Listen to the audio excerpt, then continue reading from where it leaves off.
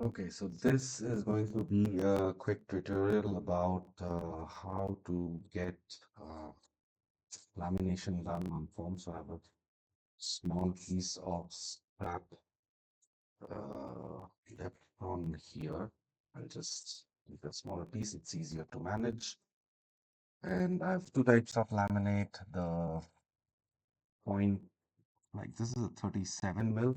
So if you look at it, this more looks like a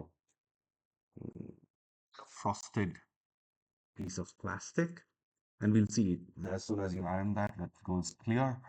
Uh, this is the thicker one. This is about 80 mil, and if you see that, that has those small drops of glue on it, and this also goes clear as soon as you do that. We will look at two small pieces. Maybe I'll show you so you will know.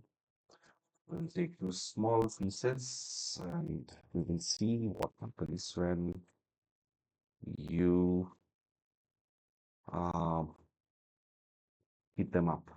Okay, so I've got two small pieces here. Uh, we will do the rest of the laminate. We will keep these aside. Now to the iron, as I had mentioned in the previous video, I use these non-steam irons, so there are no holes below. And the cheap ones, they are, if you see carefully, this is set to nylon here. Typically nylon rayon, that's the range you want to be in. This is still okay to touch. It's pretty hot, so be careful. But because of the big thermal mass, this holds temperature much more consistently than a hobby iron. Now, what happens when you heat them up? So we'll try that. So as soon as you heat them up, you see what happens. You have two things that would happen. One is the glue on top becomes tacky.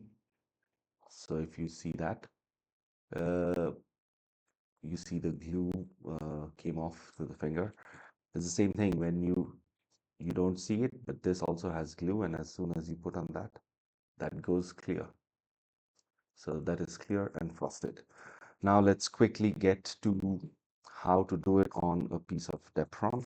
I'll just show one side and then we will see how to do leading edges, or maybe we can do it like a wing. So let's just imagine this is the leading edge. I will try and cut a small chamfer just to simulate a leading edge. The chamfer on the other side.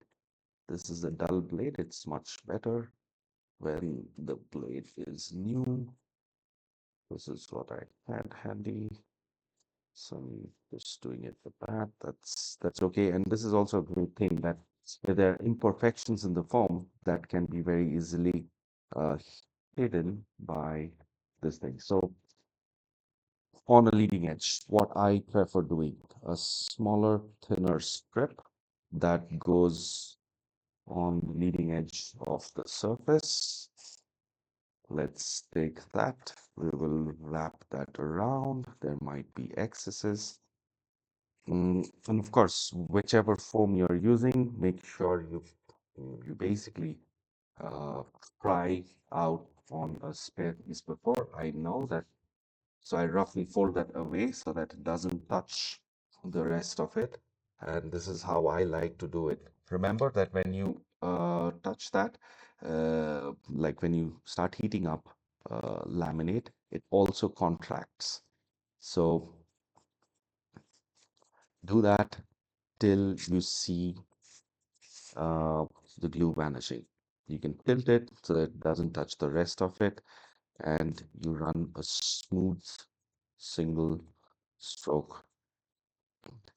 Don't need to go on it like really hard. It's the key is to consistently heat it till you see those small beads of glue kind of disappear. I would say you wouldn't see them as beads, they would become like single transparent film of glue between the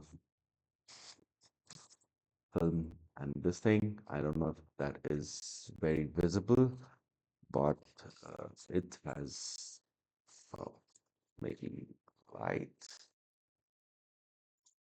Yeah, it's difficult to see, but that's how I would do it. Then you fold it around, you pull it tight against the edge, and uh, again, the same thing. I would iron in the direction where I want it pulled. Remember, it might be a little loose here in the beginning, but then when you iron it, it'll become, um, it'll shrink a little bit, and that gives you that surface. So there might be a demo effect, as they call it. So as soon as you try to demo something on camera, you fail. We'll try and get that uh, done. And of course, you can go in with a little hotter um, iron to shrink it even more, just to get that. Now that you've ironed that in, what I'm looking for is a light and the reflection. Make sure that you don't have any more of those beads remaining. And as you see, the temperature is maintained really great, so we do not have any shrinkage on where the iron is even touching the foam. So you see that it's a nice curved, rounded edge on this imagined surface. Then let's do a full cover. I will do it on just this edge show, and then we will look at it. So this is the 37 mil going on now. Cut, always keep excess so that you have enough wriggle room to do that, and then it's the same thing. It's the 37 mil is much easier to go through, but look at the motion. It's you never stop at one place. It's a nice flowing and lift motion. So you go and lift, go and lift, and you will see that form a glass-like surface. You turn it around, the other side is stuck. So pull on. So I use these fingers to take support, and the index and the thumb to pull and back it down. So again, it's the iron never stays in a single place. Just those few minutes. That's all that is required. And you start from a point, you radiate outwards, so there are no bubbles. Of course, come back, redo the edge, so it sticks nice and firm. You can always go back and finish that. Now I can obviously cut off the excess.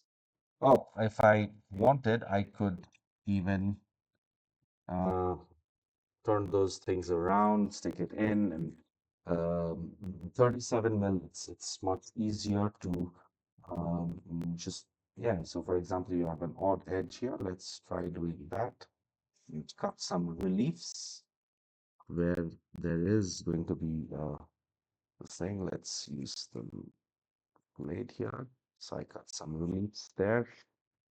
Then you say, okay, one side at least has to be uh, flush. So it's good to have a little bit of an overlap, but I'll cut this one flush. Mm,